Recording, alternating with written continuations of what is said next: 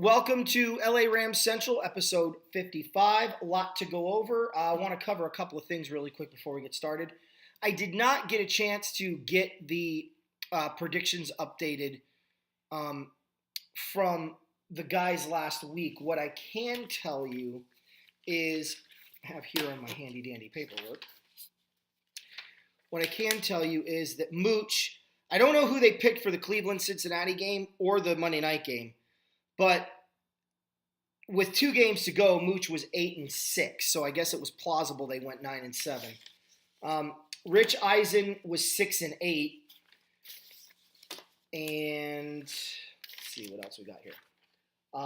Marshall Falk was 10-5, or 10-4, sorry. So it was plausible he had a really strong week. Michael Irvin was 8-6, and Kurt Warner was 8-6. Now, Warner's 27-20 overall before this weekend.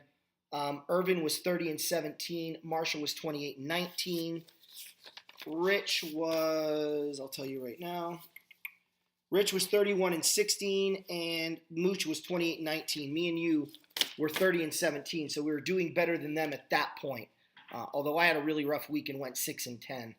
And it started off with me on the London game. Eric, do you want to take the London game away, please?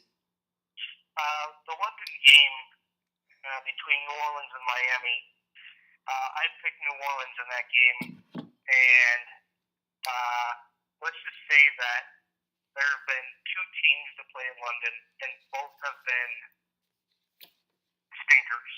That's the best word I could use on this show. Yeah. I could use other words, but they wouldn't be appropriate. No. Miami, who knows what happened with them? I don't even know if Miami would beat Baltimore, Baltimore would beat Miami. They might just tie in London. Who knows? Be a 0-0 tie. But you know what? Give credit to the Saints. They came out. They played defense. It was scoreless after the first quarter. New Orleans finally was able to get on the board in the second quarter and put up a couple of touchdowns later on and won 20-0. So there's really not much you can say about the Dolphins right now. Ajayi didn't get it going. Cutler's Cutler. Drew Brees had a couple of touchdown passes, and the Saints did what they had to do to take their business overseas and get the job done. There's nothing else but New Orleans. Here's what New Orleans needs to do. They need to wave goodbye to Adrian Peterson.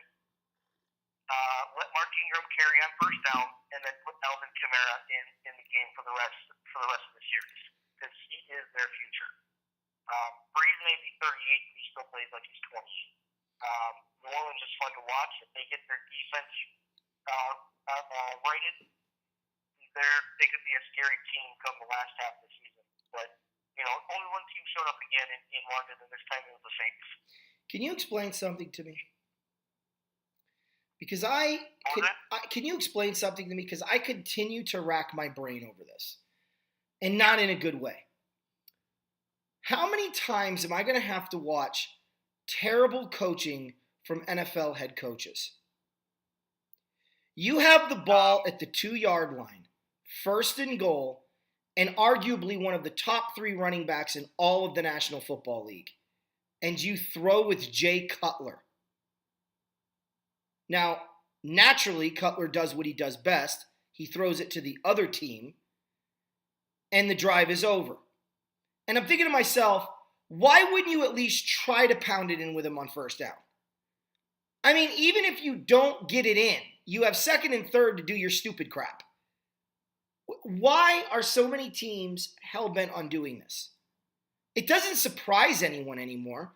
I'm waiting for the day a team lines up in a nickel defense on the goal line. Well, I'll tell you the 3 quarterbacks that can throw it on first down at the 2-yard line. And all 3 are most likely first ballot Hall of Famers. I'll even throw a 4th one in there. Tom Brady. We saw it in the Panthers game. Aaron Rodgers. Pretty much saw it against the Bears.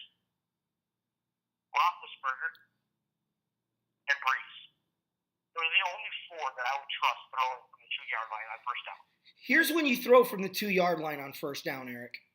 When all the film study tells you that you never throw the ball on first and goal from the 2-yard line.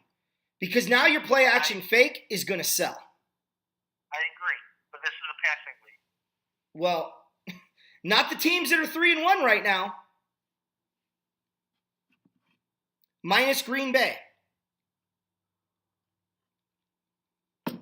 You want to win in this league, you're going to have to run the rock because defenses don't know how to tackle because they don't tackle anymore. Because they don't tackle in camp, they don't tackle in preseason, and they certainly have never tackled in the NFL. And then when they do tackle, it's a penalty. So why not run the rock? These guys don't know how to tackle, especially a running back who's coming directly at them.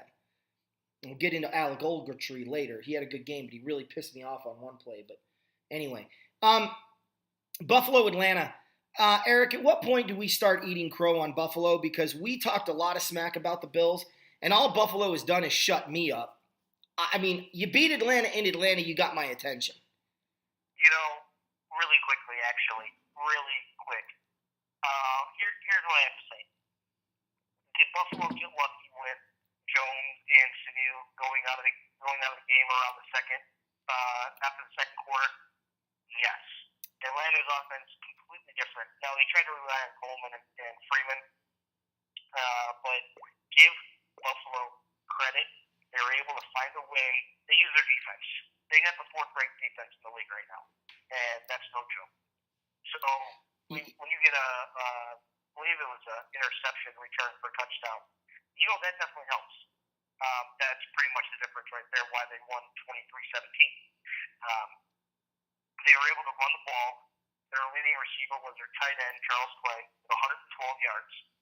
Tyrod Taylor looked just at home in Atlanta last weekend. And, yeah, I mean, you have to start giving Buffalo credit. You have to say they are a team that you can't take lightly. When everybody thought that they were tanking and rebuilding, okay, let me use a tanking word very loosely with them because I don't think they were doing that. They weren't going all jets full out, but you know they're rebuilding. They're trying to see what they have for the future. Hey, the future might be now. They might have stumbled upon something pretty good in Western New York. So hey, watch out for the Bills.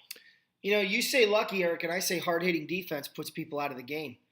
It's not lucky when you hit a guy so hard that he wants to go home and cry to his mama and be out for the game. I don't mean any disrespect to Julio Jones or Sanu, but the Bills are physical and they took him out of the game. Now, there's a difference if they were hurt going in, right, and missed the game entirely. These guys played and were taken out of the game. And, you know, I don't think that can be taken, you know, passed over as being lucky. That's their MO. That's their game. They're going to hit you, and they're going to hit you hard, and you better get up. And if you don't, they got guys that can cover your second and third stringers. Buffalo's impressed me on three parts. Defense is much better than I thought it was going to be. And believe me, the LA Ram fans know I preferred E.J. Gaines over Tremaine Johnson. The problem with E.J. Gaines was health. You know, but then again, I wasn't a fan of Janoris Jenkins, and look at what he's done in New York so far. He's been a pretty darn good corner, and we certainly could use him. But I just think overall, you know, the Bills right now are playing a style of football that teams aren't used to, and that really can carry them forward. You know, we'll see what they do here, but in the quarter mark, I think the team that has been the most impressive to me has been both teams in New York, Buffalo and the Jets. These are two teams we thought were going to be a joke, and here Buffalo is sitting atop the NFC or the AFC East, laughing their way to the top. And who knows if it's going to last, but the way they're playing, it may last. And McDermott's legit, dude. McDermott knows how to get his defense ready to go, a lot like Quinn in Atlanta. So I'd be real curious to see where this transpires. Pittsburgh at Baltimore. Go ahead and talk about your boys, because this game was about as entertaining as watching old people paint and talk outside about the weather. Well, I'll tell you what, you hit the nail on the head with this game. So I definitely tip my hat to you on that. Baltimore looked like they were still stuck on the tarmac in England. I swear to you. They had one good drive, and that was a touchdown pass to Mike Wallace, where Flacco just threaded the needle. I mean, if he was on point all game, that's a completely different game. But I don't know. Baltimore's defense is hurt, and Pittsburgh came out to prove a point at a point that they proved. They went into Baltimore, smacked them right in the mouth. Le'Veon Bell finally had an over 100-yard game, 144 yards. Ben didn't see Brown on a wide open pass where he was looking right, but Brown was kind of curling left, and he would have waltzed into the end zone. But there's a little sideline blow up by Brown, which kind of put a little gray cloud over their day. But Pittsburgh came out, they pounded the ball. Roethlisberger made his throws, but the Ravens right now are lost. They are completely lost. When you get spanked by Jacksonville the way they did, it's hard for me to pick them. And I really had a hard time picking that game, even though I did end up going with Pittsburgh. I just felt like Baltimore looked worse in defeat than Pittsburgh did the week before. And they both had bad losses, if you will, but there was a no-show, and there's just so little to do. And I look at Pittsburgh and I go, they still have all the weapons. So you got to look at that and go, what do you do? So who do you cover? And then they ended up covering pretty well, but then it was, Le'Veon Bell finally got off and running. And that was the difference in the game, obviously. Cincinnati at Cleveland, I just, is Cleveland this bad begs the question. I'm not going to sit here and call DeShone Kizer a bust. And I'm not going to sit here and declare DeShone Kizer the hero of the team either, because DeShone Kizer right now has Jay Cutler syndrome. He doesn't understand what jersey he's actually wearing, and he's throwing it to the wrong guys a little too frequently. Some of that's because of the dropsies, but I look at Cleveland and I think I'm going to pick them one more time. Next week at home against the Jets, that's it for me. Because honestly, I look at the Browns' schedule and I go, where do they find another win? I don't see it. So, really quick, on this game, Cincinnati came in. They ran the ball well. Andy Dalton finally got on track. The defense played well. I know Burfett. How do you say his name? Burfett? Something French, anyway. Played for ASU. Yeah, Burfett. Thank you. I couldn't say his name. He was back, and I know that helps Cincinnati, but it doesn't help them that much. Cleveland did a lot of the helping on their own. So, you pick Cincinnati, I pick Cleveland. You can't beat a bad team at home. You're in trouble, and they have one more shot at it. So, Cincinnati just did everything. They ran the ball. They played defense. They got the special teams plays. And Cleveland you talk about looking lost. That's the Cleveland Browns yet again. Yeah, like I said before, with Cincinnati, they've completely reversed their fortunes with firing Zampese and bringing in their quarterbacks coach to be the offensive coordinator. Something must have clicked. AJ Green was AJ Green. He was able to get past that Browns defense. I'll tell you that the Bengals don't miss Tyler Eifert one bit right now. Not when Tyler Kroft's got 68 yards receiving and 2 touchdowns. Yeah.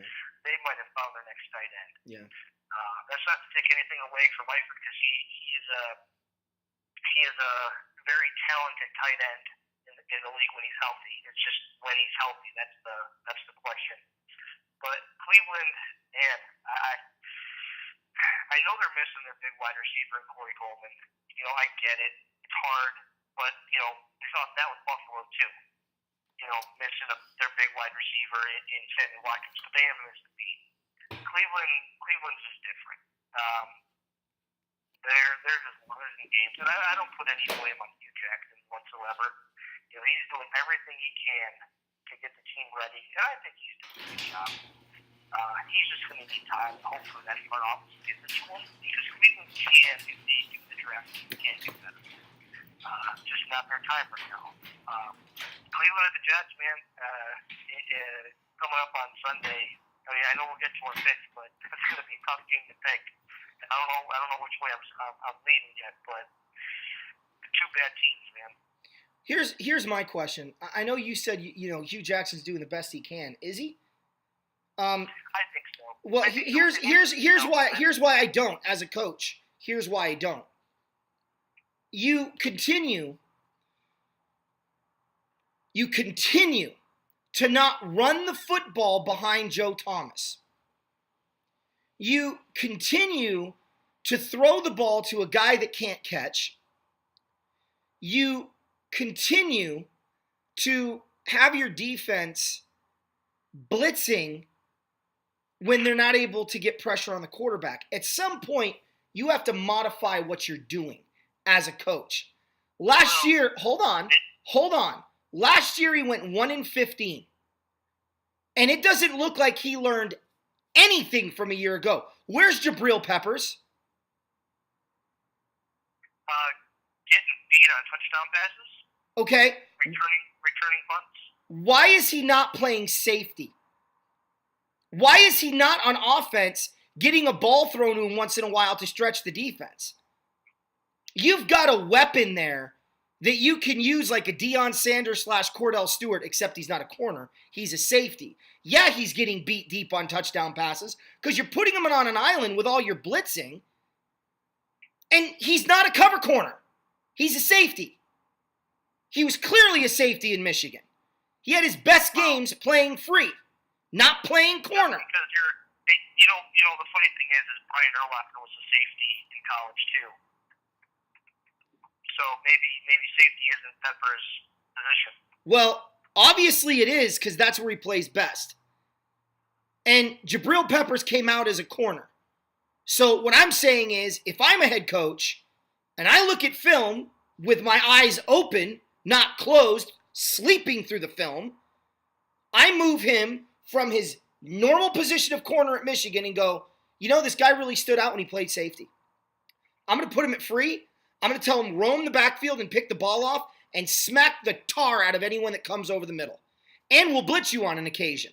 And I'm going to put you at wide receiver, and I'm going to launch you on a deep ball. Like, it's not hard, Eric. Playing safety is an instinct. No. Not everybody has Hold on. No. No. Barry had instinct. Ed Reed had instinct. Troy Polamalu had instinct. Peppers is nowhere near those guys. No. You're wrong. Depending on the system you use, free safety can be a roamer and doesn't have to worry about instincts. He's free, hence the name free safety, to make a play where he sees fit. You give him the freedom to come up against the run or to stay back against the pass, and you tell him, corner has deep halves on cover 2, and you float where you're necessarily needed. That's what you do with a free safety. Troy Polamalu didn't have instincts when he first came in the league. He played in a system that allowed him to play without thinking, and then he adapted to the position.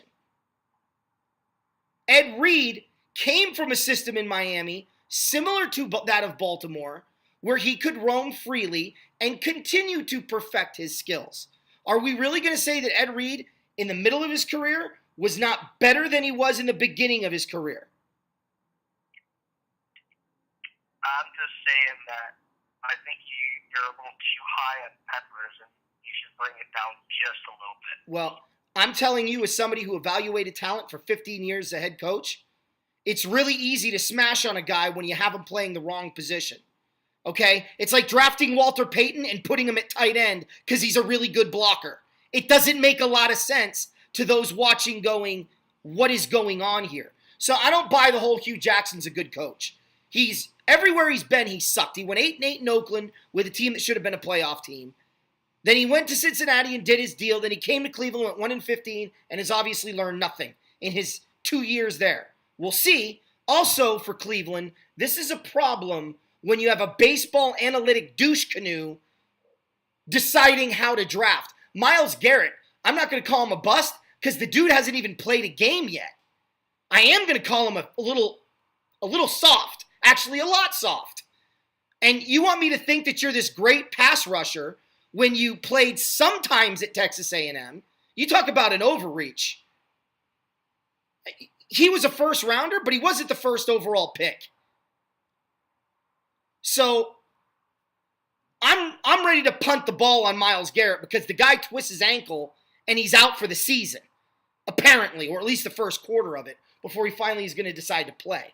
So, yeah, I'm so done with Sasha Brown and the Cleveland Browns front office, including the head coach, that you're giving a pass to when he doesn't even know how to evaluate the talent he has on his team. Why is Duke Johnson only playing on third down? Why is Isaiah Crowell still the starting running back? I mean, this isn't hard to figure out. Duke Johnson makes plays. Crowell gets stopped on 1-yard gains. I mean, 25 yards or 1 yard. I'm not a math major, but I think I know what I would go with as a head coach. Just throwing that out there. Anyway, Cleveland's got problems and the Jets are their last best shot. But that's next week. We'll get into that. And I don't even know if I'm picking them yet at this point. Oh my goodness. Holy cannoli. Houston, Tennessee. There's getting it wrong, Eric, and then there's what we did last week. Yeah, that was us last week. Yeah, right. You know, the guy that should be wearing a Bear uniform is looking pretty good in a Texan uniform, isn't he? Yeah, you don't have to rub that in. Just throw that out there. You know, I'm just saying. I appreciate that. All right, sorry. That was a low blow, but it was funny. All right. Hey, you know, when you're right, though. I mean, how nice would 5 touchdowns be against the Green Bay on Thursday night against Aaron Rodgers? I mean, don't get me wrong, that would have been great. But, hey, what do I know? Yeah, no kidding. Barely nothing. You know, if I started Deshaun Watson, I'd have beaten you in fantasy football, but like an idiot, I went with Ben Worthless. Yeah, shut your mouth. I went with Ben Worthlessberger, and you beat me by 3. You set the trend here. You lost to me by 2 in picks. You lost to me by 2 in fantasy. Yeah, here we go. Hey, at least it wasn't a 46-point separation like it's been in the past. But, god dang, I'm so mad about that game. I should have beaten you in fantasy. One friggin' guy. I hate it when I lose because of one decision, you know? But it is what it is. I hear you. Look, Houston looked great. They looked great on both sides of the ball.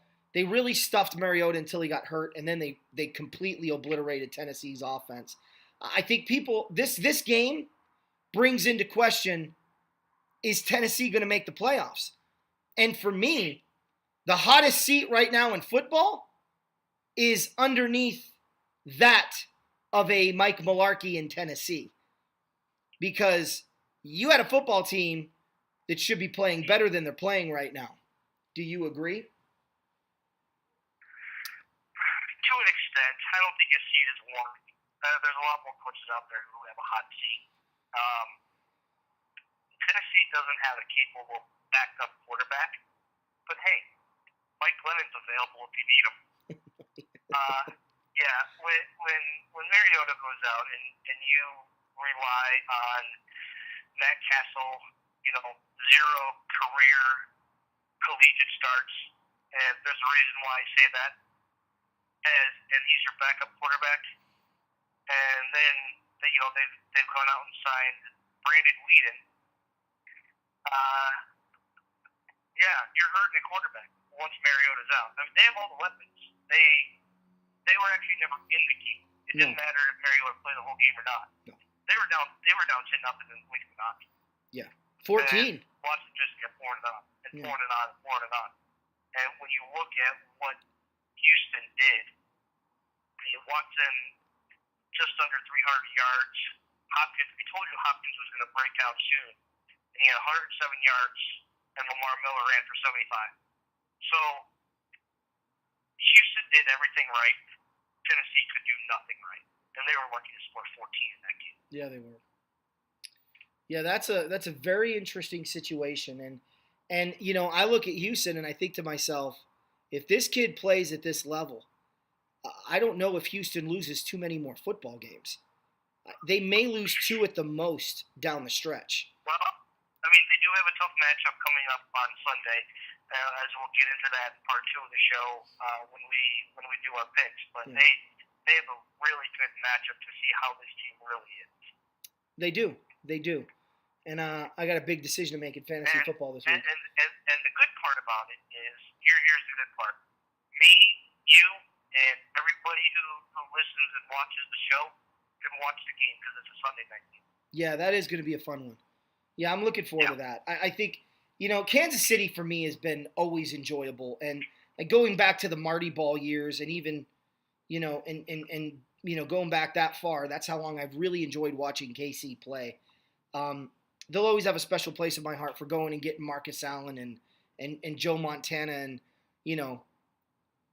taking a chance on guys that everyone thought was washed up when we both knew better. I'm sure you did even back then before I knew you. And, kudos to the Chiefs organization. I've always enjoyed that group. And they're having a good year, and that's going to be a great game. Detroit at Minnesota. Case Keenum, folks. We know what this looks like. We've seen it far too often in a Ram uniform. So take her away, E.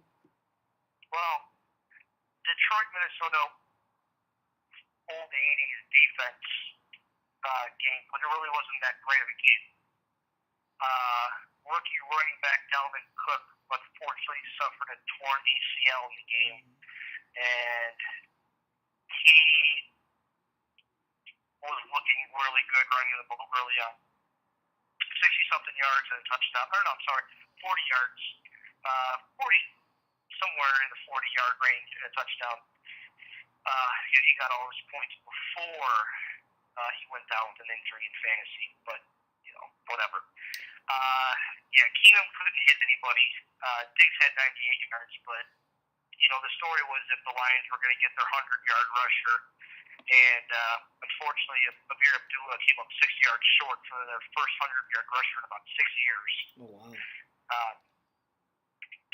Nobody was on point. I don't know what to say. There was nothing good that came out of the game as far as, except for Detroit getting a W. Detroit went into I would say, a very hostile division house. Mm-hmm. It came out with a victory in a place where they don't win much. And that's the kind of win. That's the kind of win, Eric, in my opinion, that can just. It did it last year when they went into Minnesota and won in overtime. It just propelled their season to another level, to another plane, and it doesn't seem to matter. I mean, Minnesota's got bigger problems when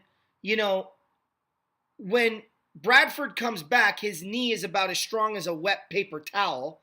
So you've got a problem there with him. You're stuck with Case Keenum. When is Bridgewater coming back? I heard week 8. And they may be out of it by then. Bridgewater is available to come off the pup in week 8. Like he can practice after 6 weeks, and then they got 2 weeks to figure out what to do with them. If Bradford plays in week 5, or even if he goes back in week 6 and has a couple of good weeks, they still don't know how you start Bridgewater. I don't. Not after what happened, but anything's possible. And if Keenum continues to struggle, which I suspect that he probably will this week, and if Bradford comes back, hey, he might be rusty as well. And it's just amazing that Bradford plays week 1, looks amazing. I know it's against the Saints, but whatever. And then he hasn't played in 3 weeks. Well, what I tell you about his knee? Like, I wasn't playing games when I said he wouldn't finish the season. And he didn't. He finished the game, and then he was done. There's something else going on with his knee, because if it's just swollen, you can still play. Well, I don't know. Look at Myles Garrett and his ankle injury. It wasn't even a high ankle sprain. It was a low ankle sprain. That crap you recover from in a week and a half, and he's yet to play. That's because he knows he's about to show what kind of a bust he really is when he hits the field. I'm so irritated right now with Myles Garrett. He's not even going to play this week. Is he? Yeah, we'll see. I mean, I don't know. No. Maybe. I haven't heard yet. Yeah, I haven't either. Carolina, New England was another shocker. I did not see Carolina putting up that many points offensively. I did see New England, scoring as usual. I figured Carolina would score more than they had this year. I was thinking like 28, 31 points. But, I figured Brady and their offense would have put up at least 40. Because I didn't think Carolina played, when they looked like they did against New Orleans. Tom Brady and the Patriots are going to do more, obviously, but they didn't, and they beat them at home. First time ever, a number one defense in the regular season has gone into New England and beaten the Patriots. But the funny thing was, it wasn't their defense that beat New England. It was their offense. Yeah. And New England's defense is just what the doctor ordered for Carolina. Cam did not look hurt in this game at all. No. He looked pretty on point with his passes. And he got a huge group effort from both his wide receivers and Benjamin and Funchess. And even the ground game, except for McCaffrey, showed up as well. And they made the stops when they had to on D. Granted, it's a total of 63 points in the game, and they kicked the winning field goal, no timer in. But when anytime you can go into New England and beat Brady in Foxborough, you get out of there as fast as you can just to make sure the NFL doesn't change it on you. Yeah, no kidding, right? Look, it just goes to show that New England's defense is hurting, and don't be surprised if they make a trade before the trade deadline for somebody on defense. And you know what? Don't be surprised if it's one of those under the radar moves too. All I know is we give up this fifth round pick for this guy who barely plays, and all of a sudden he's a star. See, that's what I wouldn't do if I was an owner. I tell my GMs, if New England calls you, you make sure you get a first round pick for whoever they're asking for, or we don't deal, because they're hurting. And if they want somebody for a reason. You get the max out of them. I'm tired of New England snaking their way around here. But that goes with evaluating talent. Bill Belichick or Hugh Jackson. I know who I'd rather have, because I can promise you Jabril Peppers might be the guy you're talking about. And watch him go to safety and tear it up. Cleveland wouldn't trade him after 4 games, though. Well, I don't know. I mean, it is Sasha Brown in the brilliant Cleveland Browns front office who decided to pass up on pass up on Watson for Myles Garrett.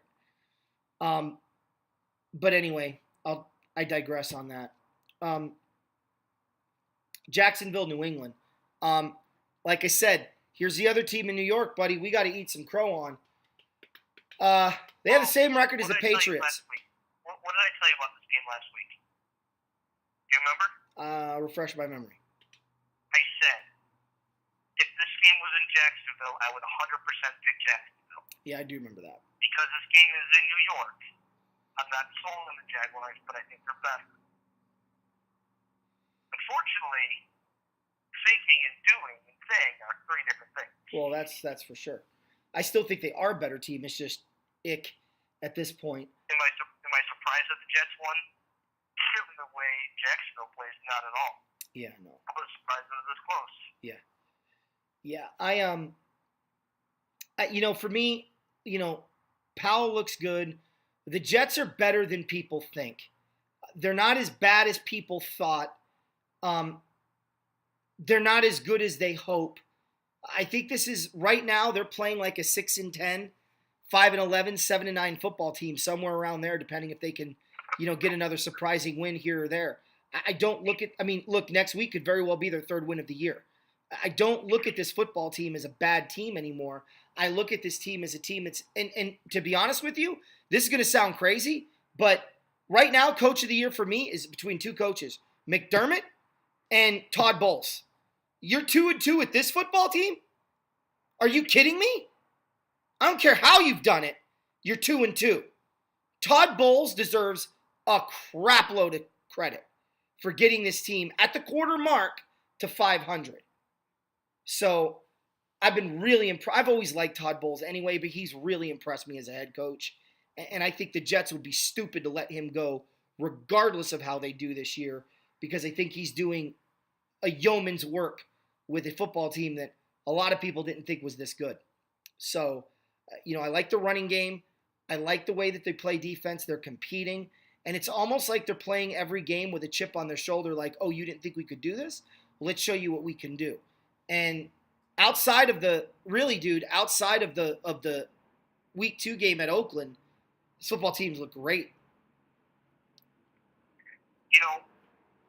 I rarely will bring up other quotes from different shows, but the Jets have a big fan in Mike Greenberg, ESPN's Mike and Mike. Yeah, I know. And he's like, the Jets are going to go in 16, we're tanking. Only the Jets could mess up a tank. Seriously, only the Jets could mess up. The Jets are bad at being bad. I heard that. The Jets are bad at being bad. I heard that. But Eric, these guys have pride. And this is why I love football more than basketball. Like, to me, the NBA is a joke of a league. And that association should be condemned and folded years ago. How that crap is still in business blows me away. Because when they tank, they don't even try it. Like, they just are blatant about it. And at least in the NFL, these guys have pride and they want to compete and they want to do the best they can. And the team picking first overall is just that bad. Yeah. So, I give a lot of credit where credit's due. And I just, Greenberg, that's the problem with Greenberg. Typical of his side of the aisle. They don't know how to admit when they're wrong. They will not admit when they're wrong. And to make matters even worse, they double down on their statement by ignoring the whole picture. The Jets aren't bad at being bad. They're just not as bad as everyone thought. I'm not going to sit here and book their ticket to the postseason, but like I said, 6-10, 7-9, I don't think is out of the question. Your go. We'll find out if they can beat Cleveland. Cleveland may go winless, and the Jets could go 6-10, 7-9. That's going to be a big pick. That's going to be a big game for both teams, I think, to kind of see where they're at. San Francisco at Arizona, I guess it's my turn, huh? All right. If you want to pass this one, that's fine. Yeah, no kidding, right? This was an old-fashioned football game. It wasn't bad to watch. I know the score people might think, oh, my gosh, all field goals, what a boring game. But it really kind of wasn't. Like, there was some goal line stands. There was some good defense. As a Ram fan, I was ecstatic because I'm like, I know what we did against the Niners, and you can't do this against the Niners? When do we play you in London? Like, can you say 44-6 Rams? Like, this is going to be a blowout. London's going to have 3 bad games in a row this year when they play in a couple of weeks. But, Arizona's offense it doesn't have it at all. And I'm sorry, as good as David Johnson is, like, if the dude is that good, and he may be, I'm not saying he isn't, but if the dude is good enough to make the Cardinals' offense look like a professional football team, then give that man the MVP when he comes back, because holy crap, do they look bad. But, they move the ball well in the tackles. They just, they don't have a running game. They don't run the ball inside the 10-yard line. They can't punch it in. The Niners have a running back, and Shanahan reverted back to his Super Bowl days and kept throwing the ball. It's like, dude, you've got Carlos Hyde or Hoyer. Why are you putting the game on Hoyer? Give the damn ball to Hyde 3 times and kick your field goal, because 3 out of 4 times he's going to punch it into the end zone. Like, oh, it's so frustrating. I kind of wanted I wanted a tie because I hate the Niners and I didn't want the Cardinals to gain any ground. But, I give credit where credit's due. These defenses really rose up and played well. But the Cardinals, sorry, there's a motorcycle going by. The Cardinals have a lot more problems than even I realized. And outside of Larry Fitzgerald, they don't have anybody else to throw to. And their defense right now is playing well with smoke and mirrors. And what I mean by that is, the Detroit scored about the amount of points you'd think a good offense would score on them. They played the Colts, not a good football team. Dallas put 28 on them, okay? And they could have put more if they had any kind of momentum at all in the first quarter. And then the 49ers only put 18. So you look at it and go, well, the Rams gave up 30 against Dallas. And they gave up 9 against the Colts. You gave up 13. Yeah, the Niners put 39 on us and they only put 18 on you, but that was in San Fran. This was at home. I'd be curious to see what the outcome would have been there. I don't know. I don't think the Cardinals are a very good football team right now. And I know the 49ers aren't. I mean, 0-4, their season's done. Speaking of done, and this is no do you want to say anything on this game before I give you the next one? I mean, really, you couldn't score a touchdown during the first 4 quarters of the game. Come on. Arizona at home should not be winning 18-15 in overtime to a much lesser San Francisco team, my opinion. I thought Arizona would feel better than they have the weapons on the outside. San Francisco has Garcon and Carlos Hyde. And if you're letting Brian Hoyer stay in the game, you have much more options. I know Arizona had some injuries on defense, but come on. I mean, you have Patrick Peterson, you have Tyrann Mathieu. What is your problem? Yeah. You have Chandler Jones. What is your problem? Yeah. They're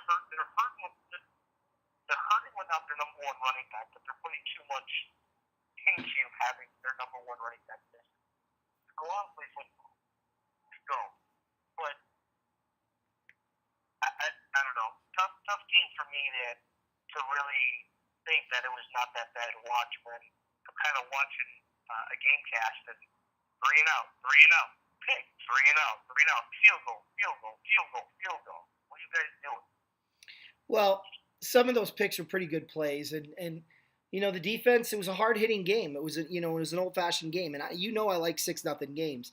And I'll tell you if it's a bad, low-scoring game or a good one. And this one wasn't difficult to watch. It wasn't a bad game. It just didn't have it had a lot of the bad decisions being made by quarterbacks at the wrong time and dumb coaching decisions. But other than that, it was a decent game to watch. But speaking of being done, and this is no skin off my back. I think through the first quarter of the season, LA, I think we know who your football team is, and I think we know who your football team isn't. The Chargers had 3 straight home games, 3 in a row. They couldn't win a single one of them.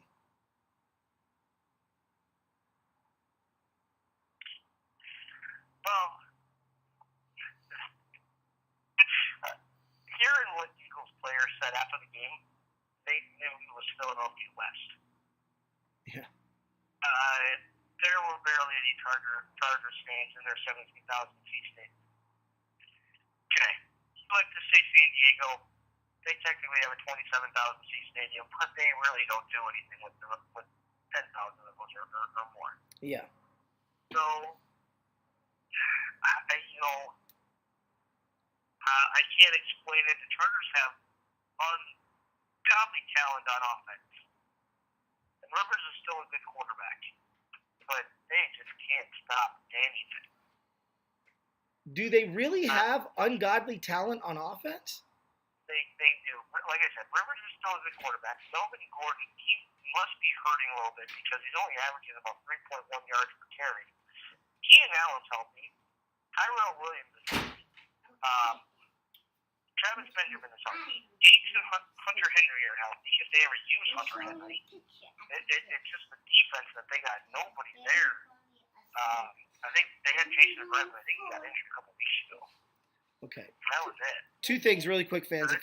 If you hear something chirping in the background, it is my now 4-year-old son. His birthday is today. And I don't have the heart to tell him to go away, but he may be talking to me in the process of this. So, and he may even end up sitting down at this chair. In fact, I'm going to move this. Hold on. You can sit in this chair and say hi to the camera if you want. Just not in Daddy's chair. Even when Garrett Blunt showed up, 136 yards rushing. Well, so it's not Grandma. Anthony's a big fan of Blunt. Look, here's the deal, Eric. There's an old coaching adage. If you are talented, you play like it. If you look like Tarzan and play like Jane, then you're not very talented. The Chargers have guys that look talented. It's fitting that they came from San Diego. You Aztec fans know what I'm about to talk about. In the late 90s and early aughts, a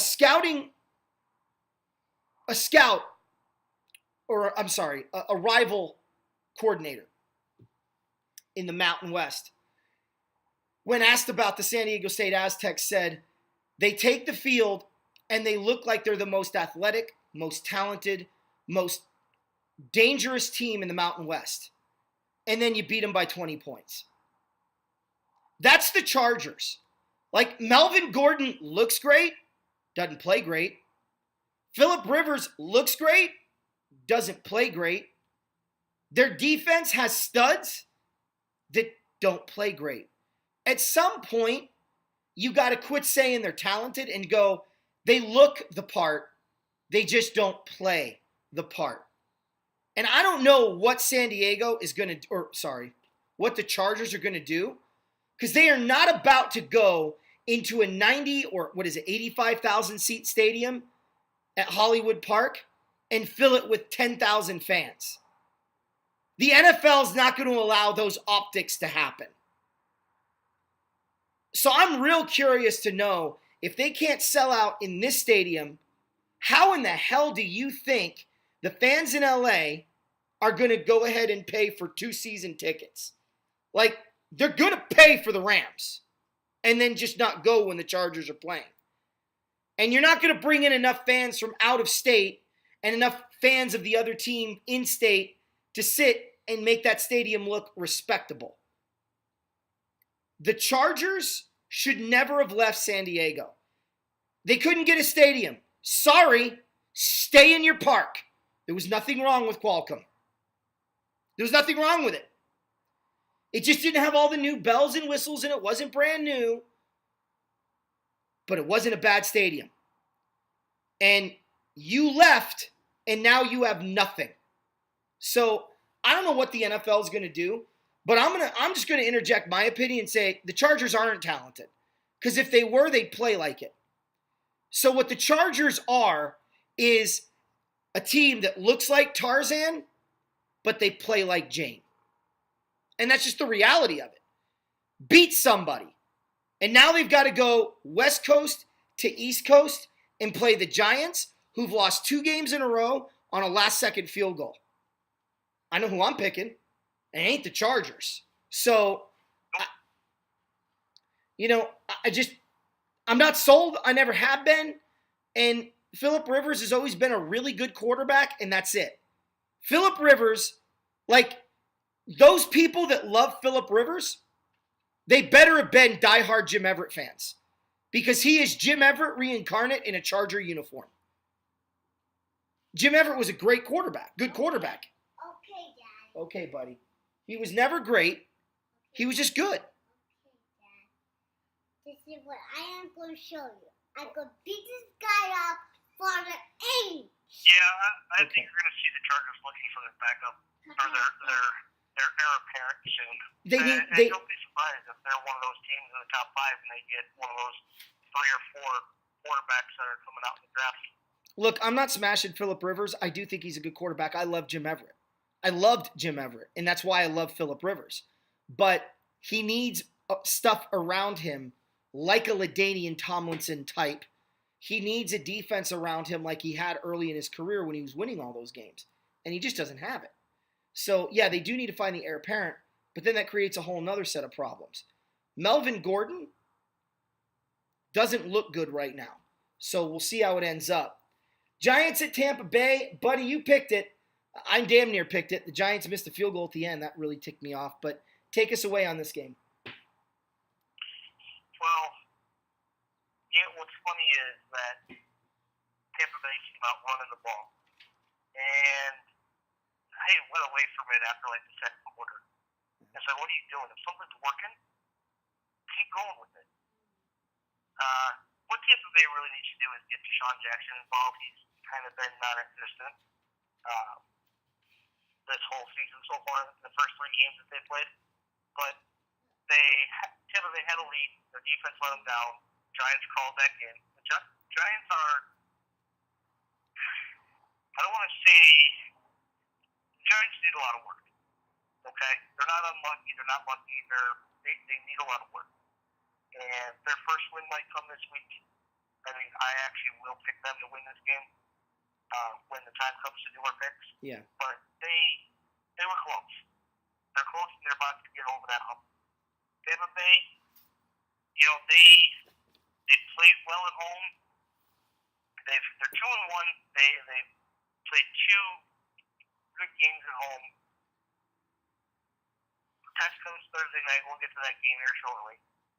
But Tampa Bay really needs to get firing on all cylinders. They got Doug Martin coming back. They need to get their ground game going a lot more just to take the pressure off Winston. Either that or just start throwing the ball to Mike Evans and Brate and Deshaun Jackson all day and just get rid of the run game. Throw to O.J. Howard. Either working one day or not working another. Throw to O.J. Whatever. Cutter's supposed to be a good quarterback guru, and he's worked with Jameis for a few years now. So let's see. This is his 3rd year. It should be his breakout. Which it won't be. O.J. Howard, keep throwing to that guy. You might have a breakout here.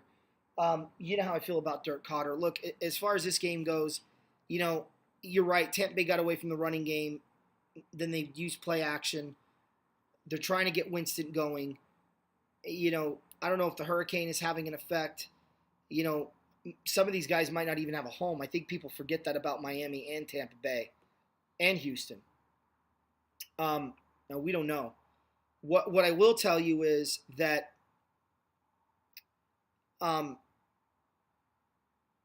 Tampa Bay had more holes than they addressed this offseason. I know everyone was excited with their offseason, and they should have been.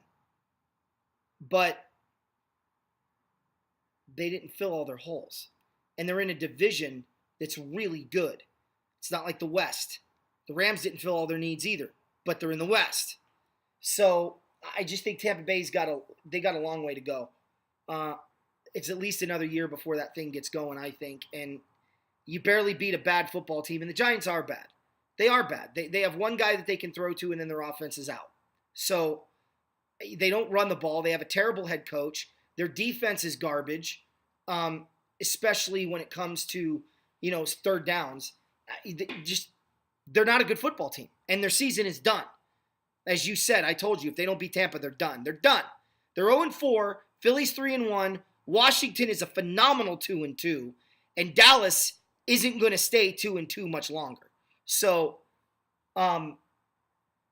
this is a bad position for the Giants to be in. So, great win for Tampa. It was one they needed against a desperate football team, but they've got a long way to go. Oakland, Denver. My Super Bowl pick in the AFC is in big trouble here, E. They just lost their quarterback for probably 2 to 6 weeks. I think it's going to be more on the 6-week side than the 2-week side. Well, closer to 2, actually. Well, no, the injury looks – he might come back early, but he's going to leave again. The injury looks a lot like the Tony Romo injury. I know they're saying 2 weeks, but don't be surprised if it's closer to 6 if he's digressed or whatever. But I don't know what the Raiders do from here. E.J. Manuel, unless they're going to run Lynch, but Lynch isn't running well. They really were stupid for getting rid of Murray. I just don't know where they go from here. Well, they didn't have a chance. They didn't have a choice.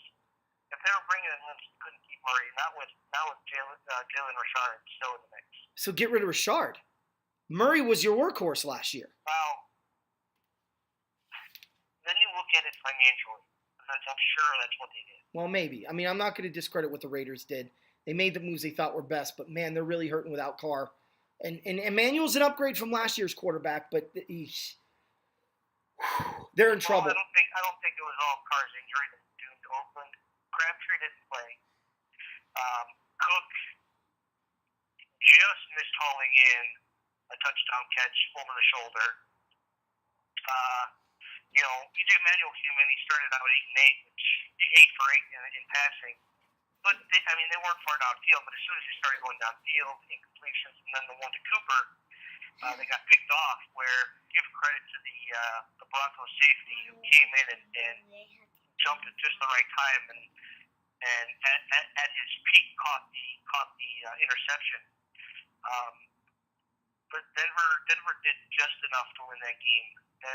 Simeon didn't play the greatest, but somebody did stand out in that game, and that was their leading receiver, A.J. Derby. Came on when Sanders and Thomas weren't doing much, and Simeon relied on Derby. And if he wasn't throwing, he was handing off to Anderson, who had 95 yards. And Anderson was finding holes. So it's going to be interesting to see what the Raiders are like the next 2-3 weeks. Because if they fall out of it, it's a two-headed race between Kansas City and Denver. Yeah. Sorry about that. My son was talking to me while you were talking, but I was listening to both of you. I can do that as a coach. You have to learn how to do that when you coach and teach. I do think Denver looked good. Look, this was an impressive win for Denver. It puts Denver in a much stronger position than they would have been otherwise. I just think for Oakland, you're now down one in your division, and the question remains, did the Redskins expose something? Time will tell. Yes, they did, because everybody's raving about Oakland, and they have one defensive playmaker. You need to be able to stop the ball every now and then. Well, and look, I know Oakland only held Denver to 16 points. Thank you. That. Thank you. But Oakland's defense is not the strongest. All right, Indy at Seattle. I know I could spend a lot of time on this game. I didn't even watch it. I was shocked that it was 10-10 at halftime. At one point, it was like 10-2. Indy went to Seattle, and I think it's funny that the Seahawks scored as many points as the Rams did against Indy in LA, except the Rams allowed fewer points than the Seahawks allowed. I don't know if that means anything. Look, this was a you better win impressively because you've looked like crap all year long. So, good win for Seattle. Russell Wilson played well. The defense played well. But I do think it's funny. Everyone said the same thing. The Seahawks are back on track. The Seahawks offense looks like it's ready to roll now. The Seahawks defense looks phenomenal. It's funny because when the Rams beat Seattle or beat Indianapolis, all I heard was, can we really evaluate the Rams? They beat a Pop Warner team. Then they beat the 49ers, and it was, well, they gave up 39 against the Niners. Then they beat Dallas, and it's, well, is Dallas really that good? So I guess the Rams are just going to go the whole year without playing anybody. Seattle beat a bad football team, which you should do if you're a good team. Seattle proved they're not a terrible team. They're a good team. They won at home against a very bad football team. Two things on this game. Indianapolis held the lead 15-10 at one point. All hell broke loose in the second half, and Seattle lost another running back to injury. Indy wasn't going to go in there and beat Seattle, not with the team that they have. So Seattle had to win that game. More pressure was on Seattle to win that game because they needed that game as a confidence booster going into LA this coming weekend. Yep. So are they back? No. Russell Wilson was still running for his life on more than one occasion. That's why there was a safety in the game. So Russell Wilson, he did great last year. Well, let me rephrase that. He played adequate last year with all the injuries that he had. This year being healthy, I think Seattle looked worse. Huh. Wow. Well, it'll be interesting. They got their defense going in this game, and like I said, they needed a confidence booster going into their next game. Well, they got it. Kansas City at Washington, 29-20 was the final. I think this was the second best game all day long, all week long, and it proved it. What a great game. Fun one to watch. I have nothing but good things to say about this game. Cousins played great. Smith played great. The Redskins defense played really well until they got decimated with injuries. They lost like 19 guys, it seemed like, in the game. Here's the problem I have with this game. Like, I don't understand the touchdown that wasn't. Like, once again, the catch rule comes into play. I understand under the rule it's not a catch, Eric. But can somebody please explain to me why a ground can't cause a fumble, but it can cause an incompletion? Could somebody please tell me how you can have possession all the way through to the ground and then a hard surface jars it loose? And from 1920 until Des Bryant at Lambeau, that's a catch. And now it's not a catch. Like, it blows my mind. Like, the Redskins should have won the game. Credit the Chiefs. They came back up the field and they won it. And then their defense sealed it with 4 seconds to go. I get it. Chiefs are great. I'm taking nothing away from Kansas City. But unfortunately, a terrible, stupid, ignorant rule that was specifically made so the referees would get no flack for their ignorance on a divisional playoff game the year before, like, it kills me. It kills me that we're sitting here talking about the catch rule yet again this early in the season. I think you've hit all the points that I wanted to hit. Sorry. Yeah, you pretty much recapped that whole game the way I was going to. I mean, I watched Washington march down the field in 3 plays and score a touchdown at one point in the game. And then I watched Washington at the end to try to tie it up, march down, not take enough time off the clock. Yeah. And, you know, what's funny is when you have a playmaking running back and you have 40 seconds left on the clock, and a lot of teams think that you're just going to, you know, maybe throw a short pass, run the ball up the middle, take a knee, and that's not Kansas City anymore. Let your playmakers make plays. Smith, Kelsey, Kareem Hunt. And look what happens. They were able to get down there and kick the game-winning field goal. And as you said, have their defense solidify right at the end with 4 seconds left. Like, as soon as Kansas City kicked the field goal, I was like, oh, okay, they won. No problem. I'm going to shut it off. As I'm you know, doing the things that I'm doing before I go to bed, I'm looking, I'm like, why is this game not over? Why haven't I got the alert on my phone? And then I look and I'm like, 29-20, what? And I saw Justin Houston with the fumble return for a touchdown, and I'm like, okay, all right. So that's why the game's taking longer than it should have. But you know, I credit Washington. You got to credit both teams. Yeah. You know, they didn't back down when they could have just knelt on the ball and ran the clock out and settled for overtime. It's nice to see. It's nice to see Kansas City went after it like they did and get into field goal range. I'm telling you right now, Eric, it felt like a Super Bowl game. It really did. It had that kind of energy, and I almost called overtime. If they could have held Kansas City, I would have called overtime. So mad.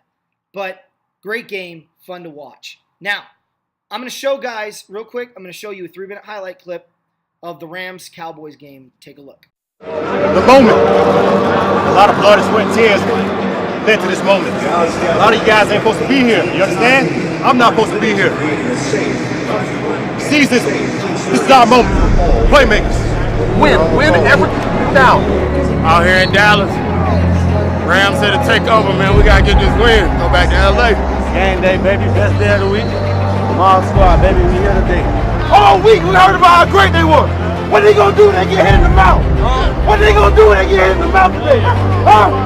Show respect, but never film them. Man, don't film nobody. From AT&T Stadium in Arlington, Texas, welcome to Week 4 of the National Football League schedule. The Los Angeles Rams arrive with the top scoring offense in the league to take on the Dallas Cowboys, both teams at 2-1. Cowboys now at the LA 15 on 3rd down and 5. To the air they go. Prescott sits in the pocket. Now it breaks down, and down he goes! Back at the 16. It's a loss of 2. There we go, baby. Let's get good eyes, good vision, okay?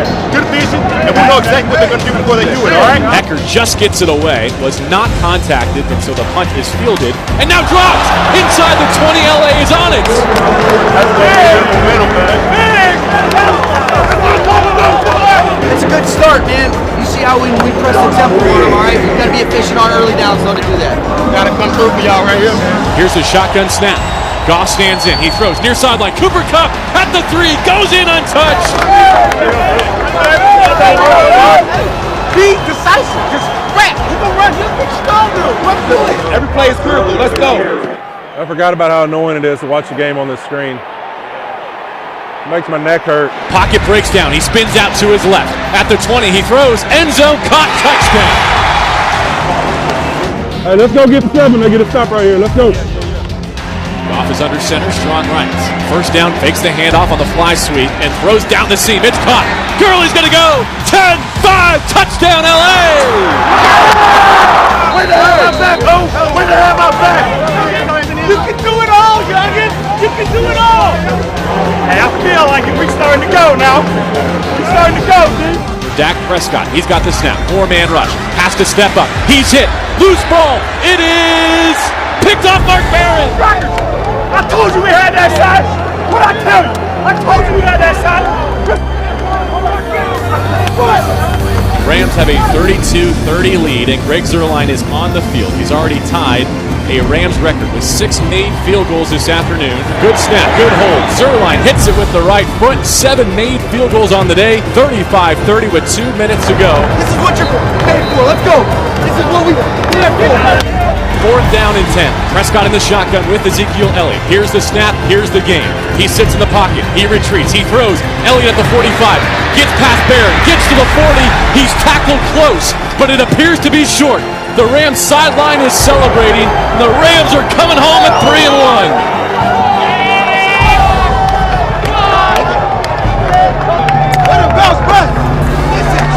That is a great win. 3-1, we accomplished our goal of finishing the first quarter that way. Enjoy it. Love you guys. Love where we're going. We got a great game coming up against the Seattle Seahawks. Coach Wayne, get a breakdown. Let's go, coach. Let's go. All right, Rams on 3. Rams!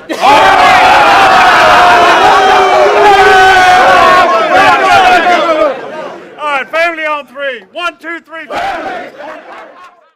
So that's credit to Clash of Horns. Thank you very much for showing that Clash of Horns. We really appreciate it.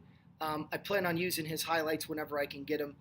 He's a subscriber, and he detailed and highlighted or had a highlight package of the Ram-Cowboy game. So going into this game, the Rams, interestingly enough, against the Dallas Cowboys were, are you ready for this, E? They were, going into this game, the Rams were 17-15 against the Dallas Cowboys. With this game, the Rams have now gotten the series to 17-16, and that includes 8 postseason games against each other that they split 4-4. Dallas had won the last 3 in a row against the Rams prior to this one, and prior to that, like the longest win streak the Rams had against Dallas was 3 out of 4 from 67 to 73.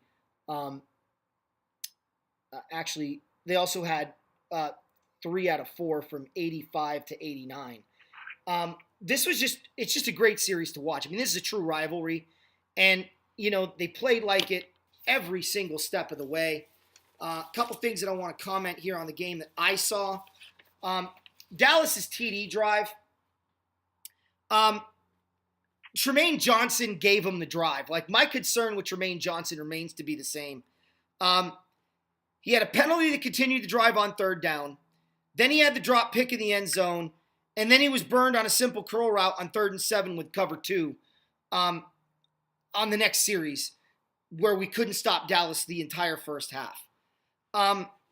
So that really irritated me. Jared Goff played as good as advertised. And I think it's funny because now people are like, if we jump, were we a little too harsh on Jared Goff in the beginning? You think he played 7 games. I think you were a little harsh a little too soon. Especially since everybody's telling me how great DeShone Kizer is for the Cleveland Browns, and the dude's yet to win a game and keeps throwing to the opposite team. Like, I'm failing to see how you could think DeShone Kizer's great at the start of his career and Jared Goff was garbage.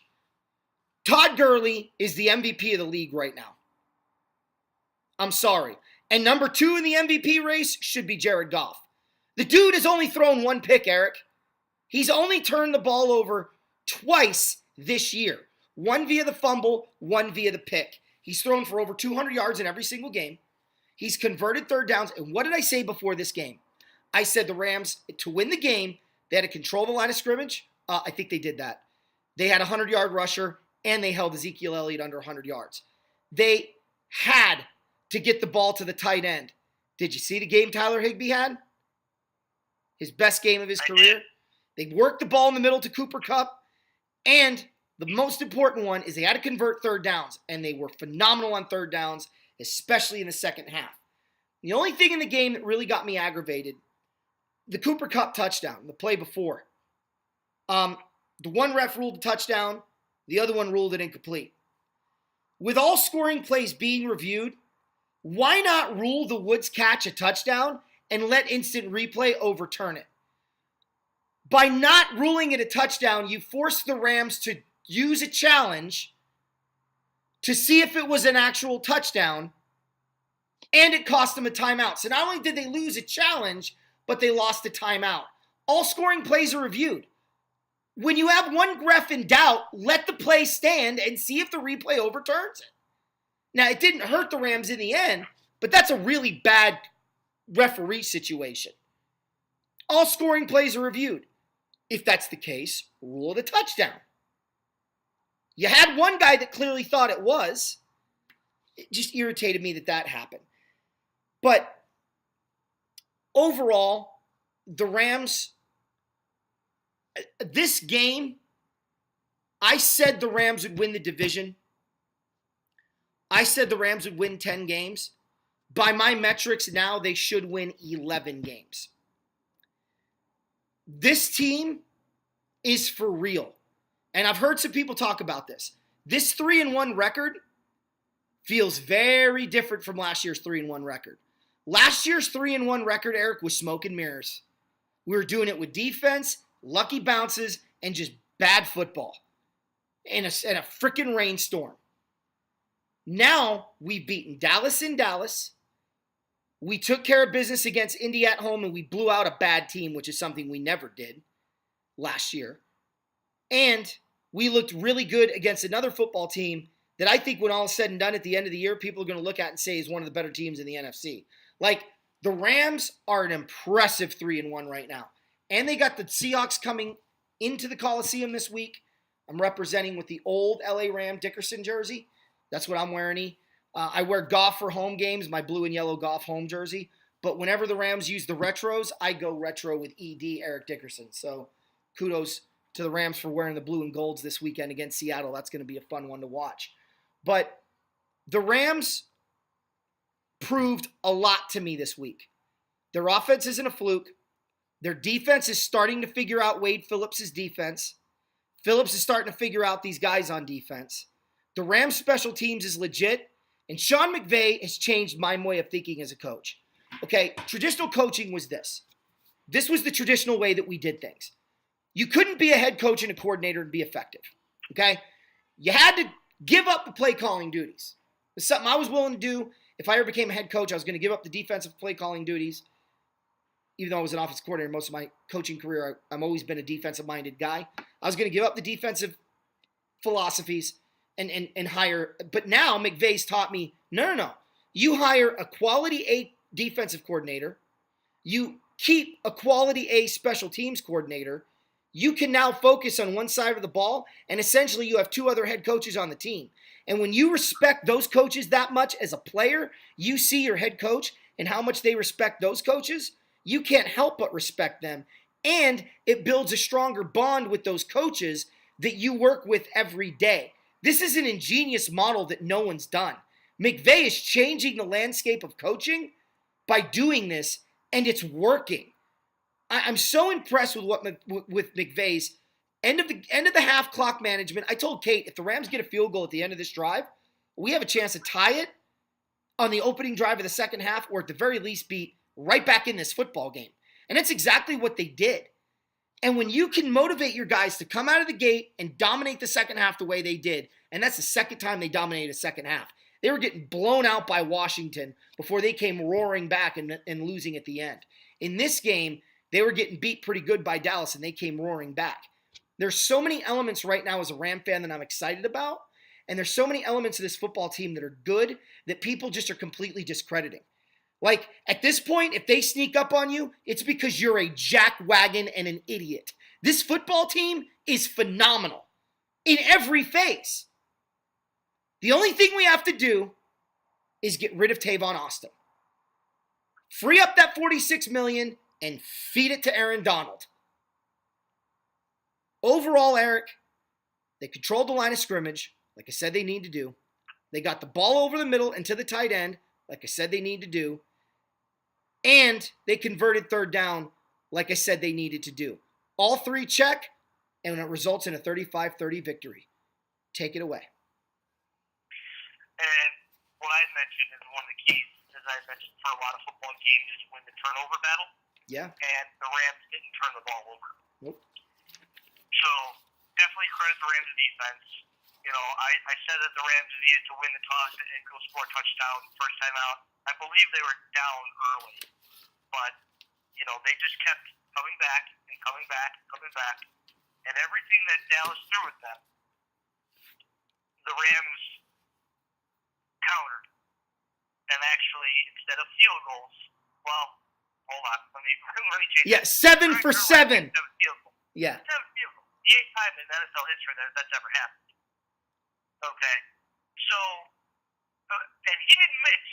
So it's not like he went 7 for 8. He went 7 for freaking 7. Legatron's unbelievable. He's called Greg the Leg for a reason. He's called Legatron for a reason. And that too. But you know, when you have an improved quarterback play, and you know, Dak was the top of the NFL last year. This year, it's Goff. And I know one running back in the AFC who would would like consideration for that MVP award. His name is Kareem Hunt. Yeah. But the way Gurley's playing too, it could be one of those where they finish 1-2. Yeah. You Yeah. know, Gurley looked tremendous. Goff was getting everybody involved except Watkins. Watkins seemed non-existent. But again, he's taking the coverage away from him to allow open lanes to run the ball. Watkins is one of those wide receivers that you need to pay attention to him no matter what. It's not like the Bears receivers, and I'm sorry to bring the Bears into this, but it's not like the Rams have those types of receivers to where you can just we'll play off and you know what we're really going to do is try to stop the run. So you can't do that with Watkins. No. You know, I'm going to say a couple things here. Greg the Leg, 7 for 7. The record is Rob Baronis, 8 for 8 with the Tennessee Titans. But Legatron was actually 9 for 9 because he had 2 extra points as well. You know, think about what you just said, though. This Ram team went into Dallas and beat the Cowboys and didn't even get the ball to Sammy Watkins but once. Like, I'm going to apologize for the manner in which I've handled Les Snead this offseason. I was wrong. He's done a phenomenal job putting this team together. Because you went into Dallas and beat Dallas, and you didn't even use your number 1 wide receiver. And you really dominated that game for the most part. I'm so impressed with the type of talent that this team has collected, and that credit needs to go to Les Snead, guys. I've been harsh on him. I know you guys have been harsh on him, but you got to give credit where credit's due. You know, the hairdo has really delivered. So I'm glad you brought up Greg the Leg too. It's just an overall great football game. great result, and the Rams are legit. I mean, do you agree with that assessment? I do. I do, and as I mentioned, with them going into Dallas, I said, if they win, I didn't pick them to win. I said, if they win, start talking about the division. Yeah. Because even though, the Rams have a big game this week against the division opponent, which we'll get into in our next show. Yep. If not tonight. No, next show. Yeah.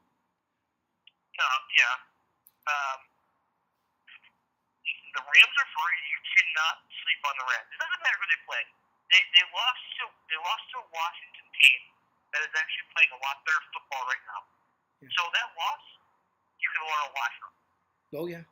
When you play the bad teams like Indianapolis and San Francisco, you should beat them.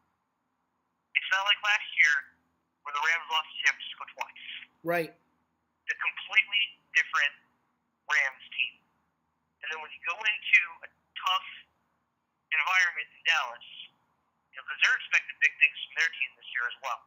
When you can go in there in their house, and you can come out of there with a victory,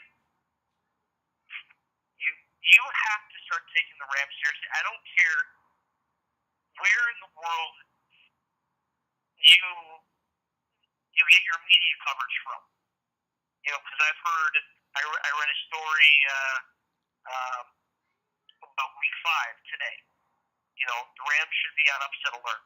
No, I think the Seahawks might be right for a big butt whooping. Yeah.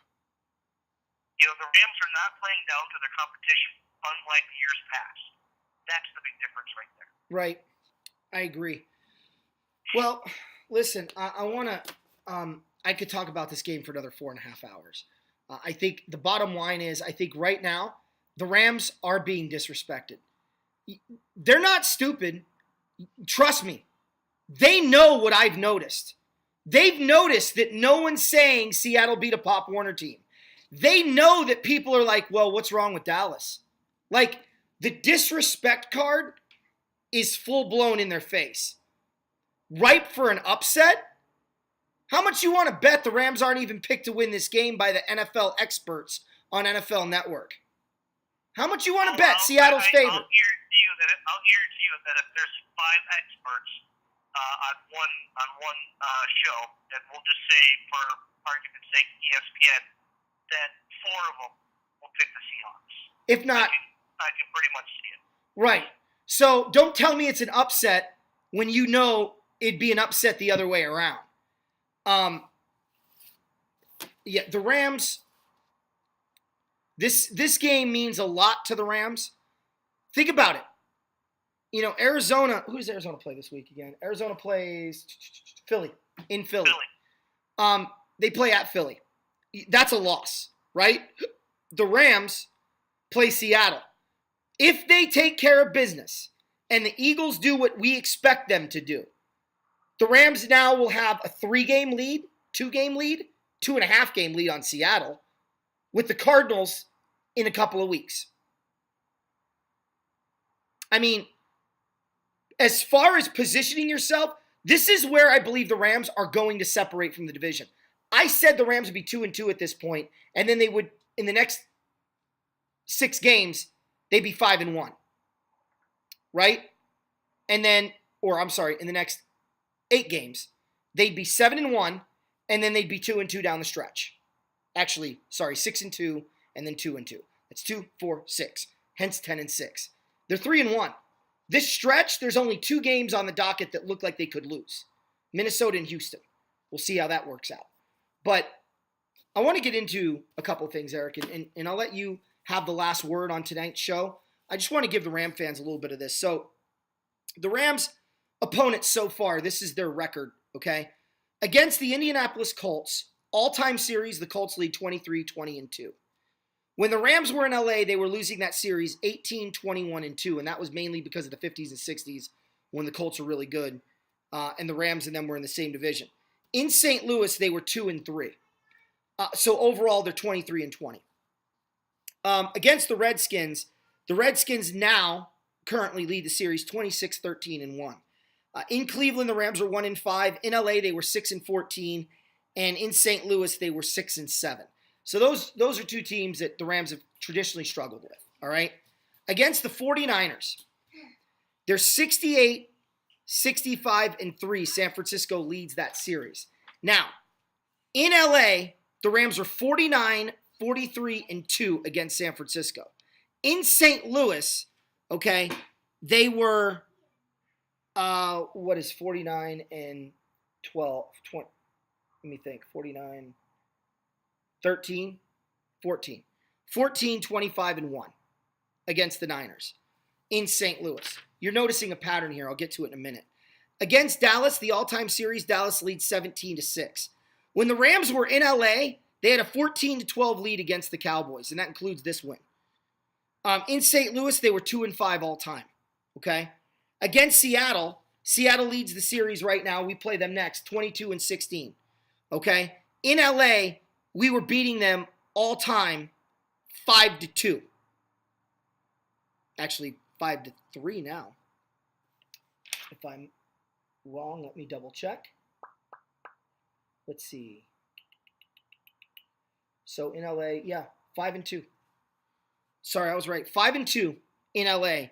In St. Louis, we were 11-20. And Seattle leads the all-time series, as I said, 22-16. I have this for Jacksonville and Arizona, and I'll have this for the rest of the teams, and I'll remind everybody moving forward as we play new teams what the series record is all time, and I'm going to break it down that way with the LA-St. Louis record split. And right now against Seattle, we've owned Seattle in LA.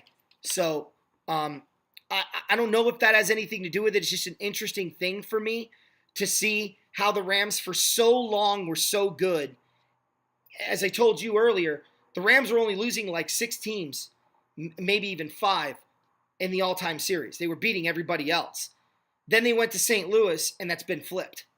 They're only beating like 5 teams all time, and they're losing to everybody else. It's an interesting dynamic, and I think it just shows you the pressure that LA puts on you to win, and the desperation that the Rams have always had being the LA Rams. So I'll be curious to see if this continues against the Seahawks here in the future.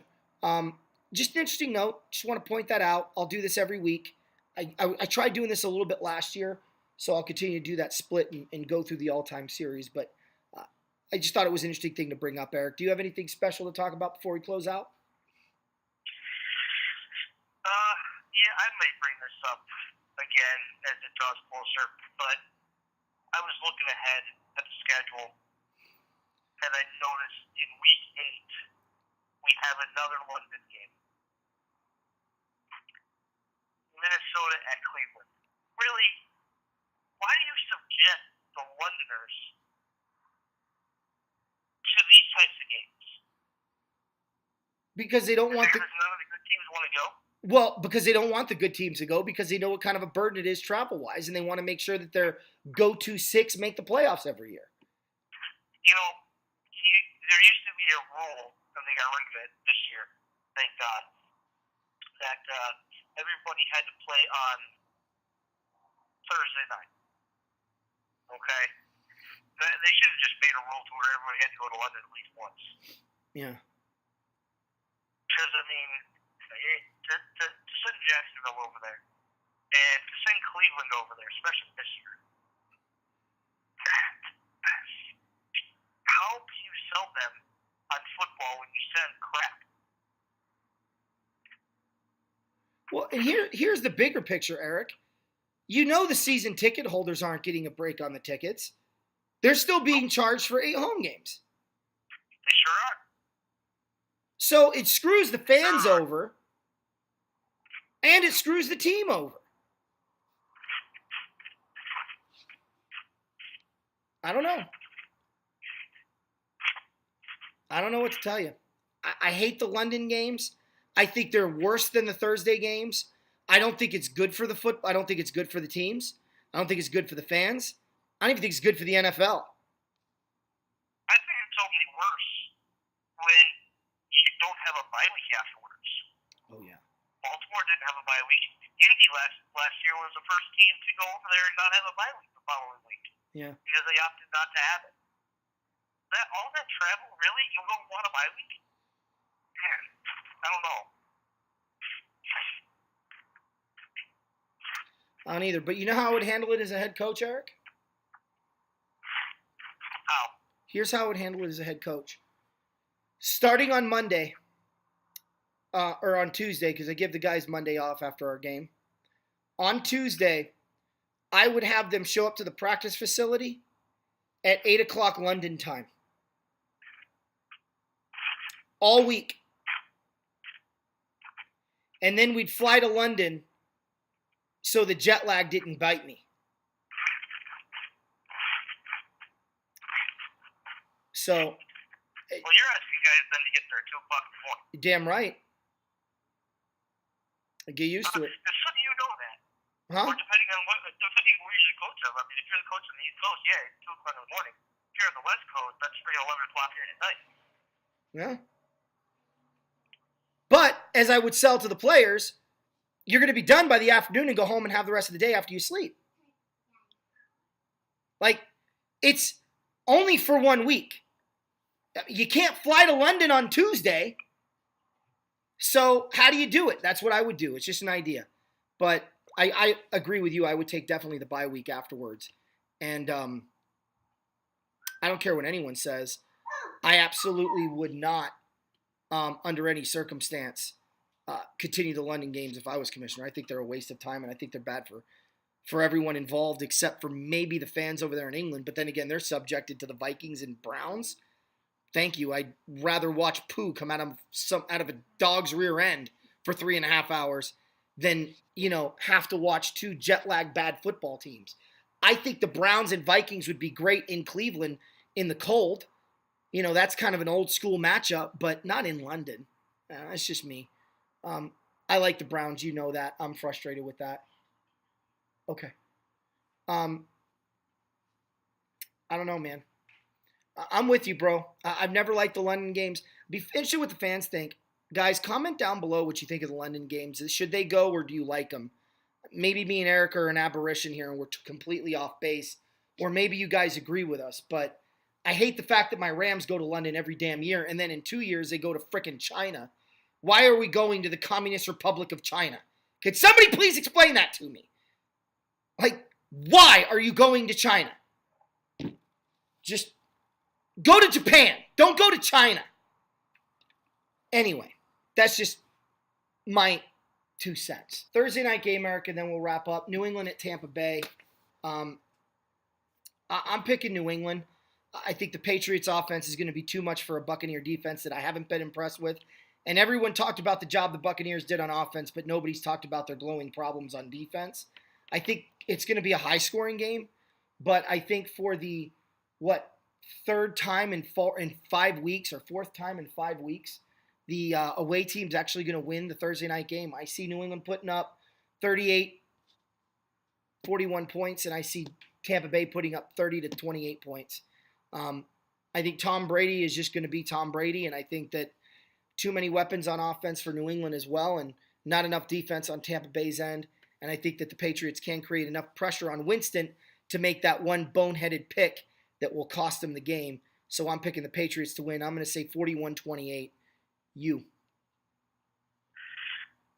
Yeah, man, it's so hard to pick against Tom Brady. It really is. And with the season he's having, it's not like he's throwing picks left and right. It's just their defense is putting them in too big of a hole for him to come back out of. Tampa didn't look good on the road at Minnesota, but they looked good at home against Chicago, where they used their defense to get out to a big lead early. And they had to come from behind at one point to beat the Giants on the last second field goal. What Tampa team are you getting? Really, that's the question.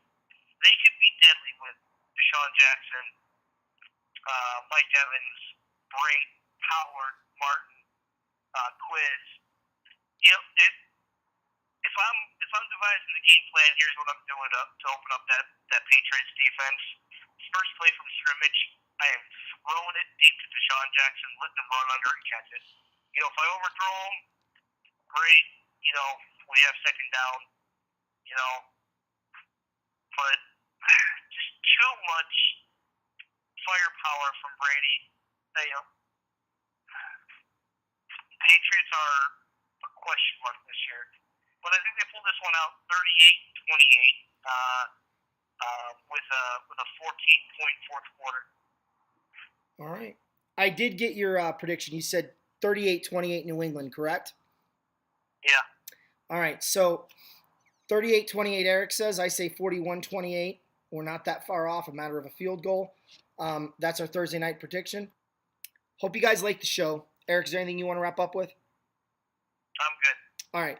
Guys, thanks for watching LA Rams Central. This was a bit longer of a show, but again, we're trying to do detail here. So if you guys like the hour-long shows and you love this one, if you don't, sorry. Don't know what to tell you. We're still working on the format clearly, and as the bye weeks come, these will be shorter because we won't be spending as much time on these games and there won't be as many games. But this is the 55th episode of LA Rams Central. Episode 56 will be aired on Sunday. Me and Eric will film probably on Saturday or Friday night, probably Saturday.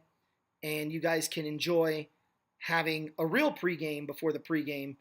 So, yeah, on behalf of me and Eric Lewicki, this is Anthony Manis saying thank you for watching LA Rams Central and go Rams!